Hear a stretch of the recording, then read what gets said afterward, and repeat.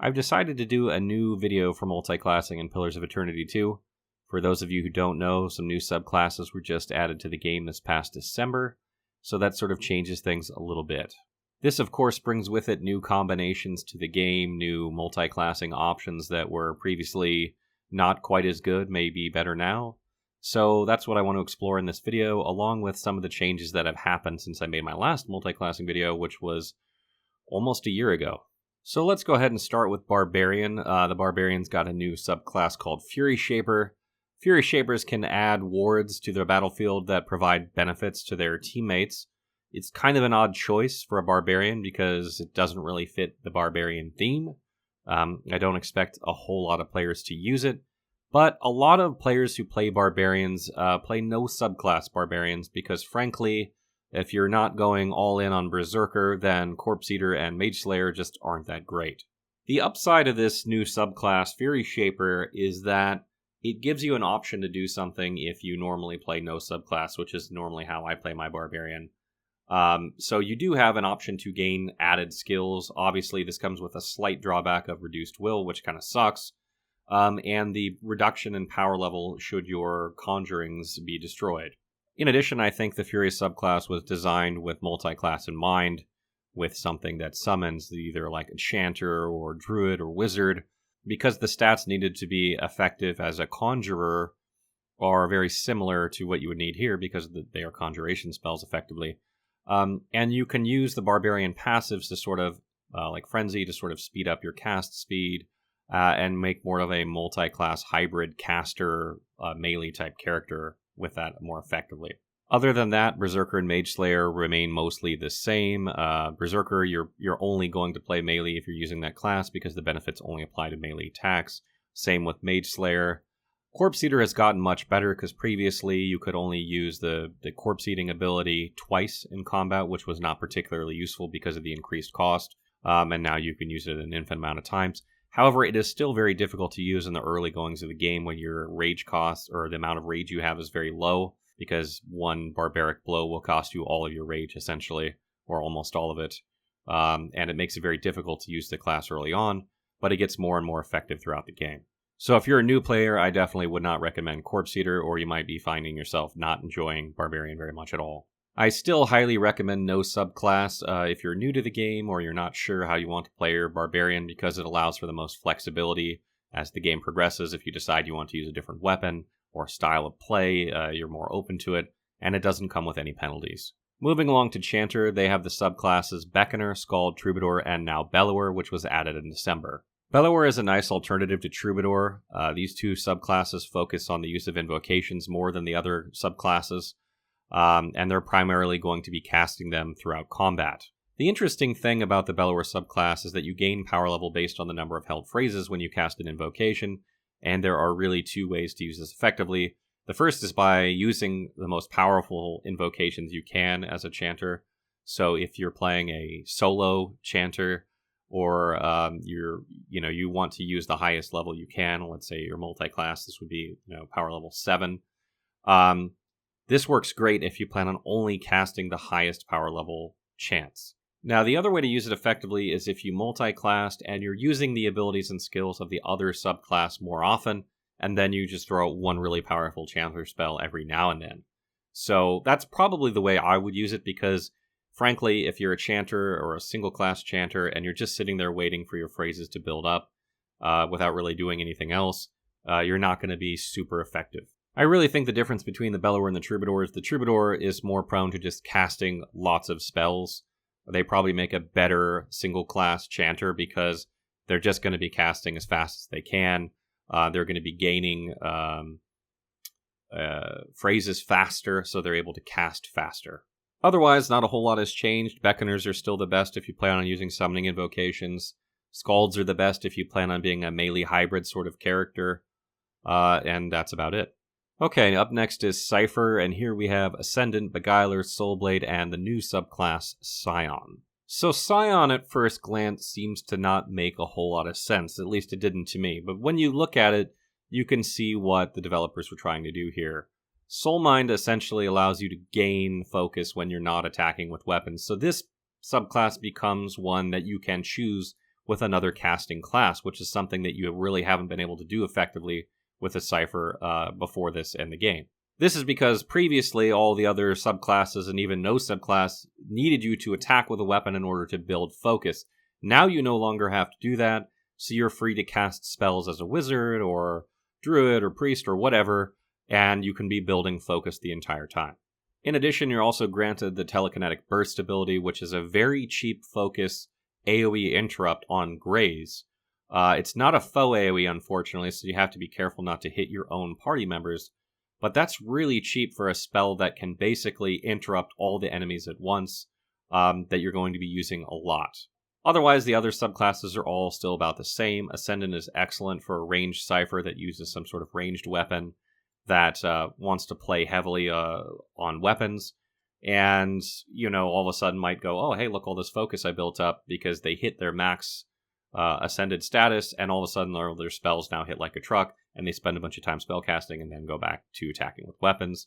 Beguiler is great for debuffing enemies. If you plan on doing a lot of debuffing, they're great with a rogue, somebody who gets a bonus from attacking debuffed enemies. And Soulblade is really the way to go if you plan on playing a melee Cypher, because Soul Annihilation is still, even with the nerf to the damage, is still one of the best melee abilities in the game. It's particularly good if you're playing two-handed or sword and shield, because it's a primary attack, so you don't really miss out on that double attack if you're dual wielding. Next up, we have Druid. The subclasses here are Animist, Fury, Lifegiver, Shifter, and the newly added Ancient. So the Ancient subclass gives you increased power level with beast and plant spells, and you gain some lower defense versus veil-piercing attacks and from vessels. This is a really good subclass because, the Druid has a lot of plant and beast spells in its repertoire, and it gives you a great way to have like an offensive sort of Druid that doesn't just rely on the magical spells that deal your traditional fire and ice type damage like a wizard would. You can play more of that like offensive Druid, and it's a little more unique to the Druid because these spells aren't all in the wizard subclass, the wizard class. This subclass features a lot of AoE damage over time, so you're going to be stacking tons of AoE damage on enemies. You may have seen with our Ancient Druid build that Marco put together. He does exactly that in his build, and it's just devastating. The other subclasses remain mostly the same. The Animist is still your no subclass for all intents and purposes. Fury is good if you plan on using element spells. Lifegiver is excellent for a healer. And Shifter is more of the melee druid, non-caster sort of subclass. Moving along to Fighter, the subclasses are Black Jacket, Devoted, Unbroken, and the newly added Tactician. I think Tactician is probably one of the most intriguing new subclasses to me because it is extremely powerful if used right. It outshines all the other fighter subclasses if done well, and probably most of the subclasses in general for all classes in the game. This is because you have the ability to not only regain discipline through interrupting enemies, which there's tons of interrupt attacks you can choose from, but also gain the Brilliant Tactician status, which gives you resources back. So if you're multi-classed, you're going to gain 2 resources back every 6 seconds, and if you're a single-classed fighter, then you'll gain 1. Now, in order for this to happen, you can't have anybody in your group flanked, and all enemies must be flanked, which seems daunting at first glance, but is not that difficult to pull off in a lot of cases. So right now, I'm mixing this subclass with a Cypher on my current playthrough to check out the new subclasses, and using the Cypher ability Phantom Foes puts flanked on all enemies versus a will check, and it has a massive AoE radius, so it hits like half the screen. More often than not, this gives me Brilliant Tactician, and if not, I simply just cast it a second time on the ones that missed, and I usually get it then. And what's great about this is it allows me to use Penetrating Strike just over and over and over and over, and, I never run out. This isn't the only way you can play this subclass. There are many different ways. Obviously, if you have a Cypher in your party that can cast that ability for you, then you can play whatever other subclass you want, but there are ones that work better than others. For example, Monk has an ability that causes them to interrupt passively when they gain a wound. So you can literally gain discipline back from just getting hit, which is amazing.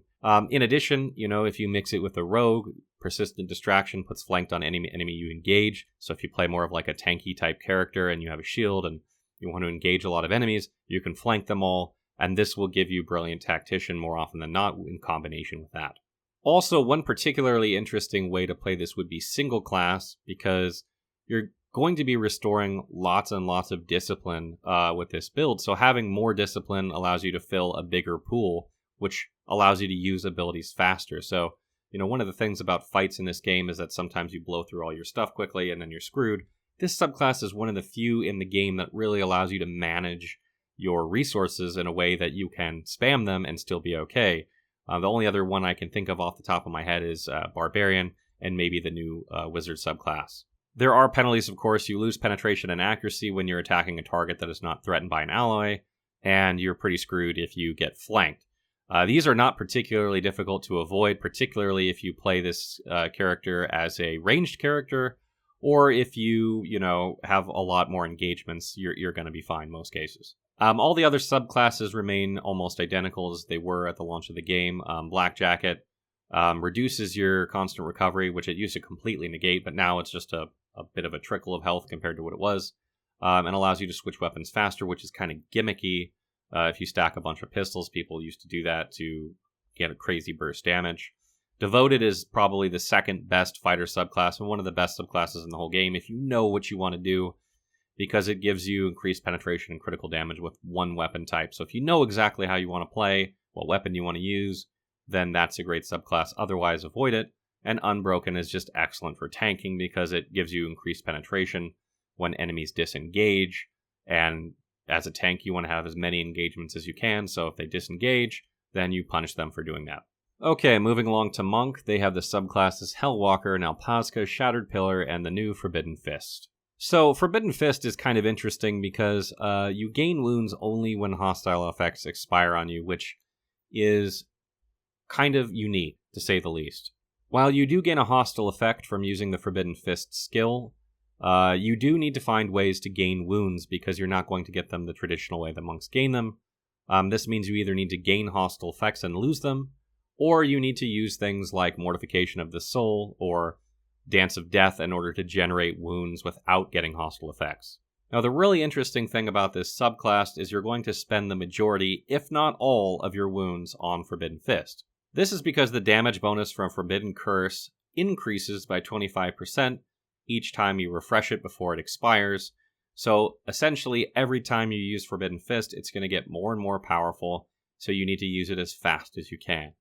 Because traditional monks use their wounds typically to attack with, this means you should multi-class this subclass in order to take some skills that you can use in between Forbidden Fists. If you single-class this, you're essentially saying, I'm going to auto-attack until I get enough wounds to use Forbidden Fist, which the cost for that just keeps increasing every time you use it. So the length of time between using it is going to get longer and longer, and you're going to be auto-attacking more and more. Forbidden Fist also puts the enfeebled status on the target, which increases the hostile effect duration they already have on them by 50%, which is amazing, which means you probably want to use attacks that have some sort of effect that will be extended whenever you use Forbidden Fist. This means if you're multi-classing it, you're probably going to multi-class it with either a rogue or a ranger, because rogues have a lot of negative status effects like blinded or hobbled or raw damage over time that will then be extended every time you use this ability. Rangers have an ability with their pet called Takedown Combo that increases the damage taken to the target by 100%, and you can keep extending that with Forbidden Fist, so that's an amazing combo right there. The other subclasses remain largely the same. Hellwalkers deal increased damage when they take damage, which is good in a tanking situation, but can be risky. Nalpazka are good if you're planning on using drugs regularly, and they're probably one of the most versatile monks that there are. Shattered Pillar is good for offensive striking, and that's pretty much the same as it's been. Paladins have Bleakwalkers, Darkazi Paladini, Goldpack Knights, Kind Wayfarers, the Shieldbearers of St. Elka, and the Steel Garrote. Steel Garrote Paladins have the ability to gain health back with each weapon attack that they do, and they can also paralyze one enemy using Zeal for several seconds. This is an excellent subclass and probably one of the best for Paladins. Being able to heal yourself without having to stop to heal yourself is one of the biggest benefits Paladins have in the game. Between this and Exalted Endurance, they can just keep on swinging without really having to stop. And if you mix them with something like a fighter and you gain constant recovery, that only becomes more true. And they can just keep swinging without the need for healing. If you're not sure which Paladin subclass to pick, I highly recommend taking this one by default, because I think it's probably the best for a new player. All the other Paladin subclasses remain largely the same, with Bleaklockers giving you the hardest hitting Flames of Devotion, Dracazi Paladini giving you a Flame Shield when you cast Lay on Hands, Goldpack Knights giving you extra armor when you mark your target, Kind Wayfarers healing around you in an AoE, which is awesome because when you use Flames of Devotion, you actually get 2 heals, 1 for each attack if you're dual wielding. And the Shield Bearers of St. Elka give you 1 extra engagement with the shield and prevent death when you use Lay on Hands, which is excellent if you plan on tanking. The Priest has the subclasses Bareth, Aothis, Magran, Skane, Whale, and Wodica. Wodica is the new subclass that was added in December, and with it come new writs or spells that are extremely powerful. All of these are AoEs that put negative status effects on the targets within, foe, or ally alike. This means this subclass is going to want to have a huge focus on intelligence, because they're not going to be doing a lot of damage, and they're going to want all of their debuffs to last as long as possible. All of the other priest subclasses have the same focus as they've had before, which is a specific type of spell. For example, Magran focuses very heavily on fire spells. The Ranger class has Ghost Heart, Sharpshooter, Stalker, and the newly added Arcane Archer. This class in particular has gone through a lot of changes since this game was first released, and probably more so than any other class in the game. The newly added Arcane Archer allows the player to cast spells by using weapon attacks, very specific spells, and sounds a lot cooler than it is in practice. The first thing you notice when playing around with a subclass is that the most powerful ones don't unlock until way later in the game, so this subclass doesn't really give you all that much early on in the game. The other thing you notice is that the cost of them is so high you can only use them once or twice a fight, and then you can't use any other ranger abilities, and they're not so powerful that you're going to kill much with 1 or 2 uses a fight, making it very, very situational when you would. And because you don't get Imbue Fireball until you hit power level 5, you're more than likely going to be playing an Arcane Archer as a single class because you need to get to these things faster in order to make best use of this subclass. Although it's not the best subclass I've seen, it does have the benefit that the spells that you cast with it gain the benefit from your equipment, from your passive abilities that grant you accuracy with your weapons. So you're going to be casting a very select set of spells that are more accurate than would be for a wizard or any other class that can use those spells traditionally. Just be careful not to hit your pet with any of them because you will kill it. The other subclasses, Ghost Heart is still great if you want to play Ranger without a pet and don't want to suffer the penalty of Bonded Grief if you don't plan on taking a lot of pet passives. Sharpshooter is still pretty good if you're playing a ranged-only build. Its penalties are almost as bad as its strength, so it's barely better than a no subclass. Stalker is great if you plan on playing a melee type ranger, which is much more viable now than it has been previously due to the addition of more melee attacks. So things are pretty much the same. I'd say the only one that's slightly better than it was is probably Stalker. Moving along to Rogue, we have Assassin, Street Fighter, Trickster, and the newly added Debonair. Debonair's gain a whopping 100% hit to crit against charmed enemies, and they have the ability to charm an enemy for an extremely long period of time, making them deal substantial damage to charmed targets. This subclass has a lot of intriguing potential because there are a lot of other classes that rely on critical hits for benefits, like the Monk can gain extra attacks when it critically hits. Barbarians deal in increased critical damage with Barbaric Blow, and they can also gain instant recovery time when they kill something, making them and refund their resource costs if they kill something with it, making it possible to combine a rogue with a barbarian and just spam Barbaric Blow on targets you charm. We actually have a YouTube video on this particular subclass where Marco has mixed a Cypher with this rogue subclass in order to charm a lot of targets with the Cypher focus, and then use the rogue Guile in order to use them for standard attacks that deal increased damage. Now, the really strange thing about this subclass is that when you charm a target, it fights for you, so you don't really want to attack targets that are charmed until the last possible minute. So it's kind of a weird subclass, because if you could stun a target and then blow it up, it would kind of make sense, but now you're charming it and then keeping an eye on it, and then when it's close to not being charmed, you're going to try and blow its face apart. So it's maybe not quite as straightforward as some builds, but it's extremely fun, and you have extremely high damage, and it synergizes extremely well with lots of other classes. The Assassin, Street Fighter, and Trickster remain mostly the same. Assassin is great for stealth damage. Street Fighter is great for a tank build or maybe a solo build. And Trickster is good if you want to cast some debilitating spells, which works really well with the Rogue because debilitating enemies allows you to deal more damage to them. Lastly, we have Wizard, which has Conjurer, Enchanter, Evoker, Illusionist, Transmuter, and the newly added Blood Mage. So the Blood Mage subclass allows you to regain spells by dealing damage to yourself, and also boosting your power level as a wizard by 1 for a short amount of time. In order to get this benefit, you cannot use the Empower ability, which means you will not be able to manually regain spells once per battle. In addition, you gain a little tiny bit of health over time, and you also have reduced defenses against targets that are under 50% health. Now, what's really intriguing about this subclass is it gives you the ability to regain resources constantly throughout the fight, and as I mentioned with the Tactician subclass for the fighter, being able to do that gives you an extraordinary advantage. Now, you don't lose in power as the fighter, so if you need a panic like, oh crap, I need some discipline in order to be able to do something, you can get it. You don't have that with this subclass, which means you need to manage your resources all the time. I do also like that it gives you a power level increase to all of your spells, which is something that none of the other schools do. They give you +2, but you're going to be using this ability probably at least every time it's, about to expire.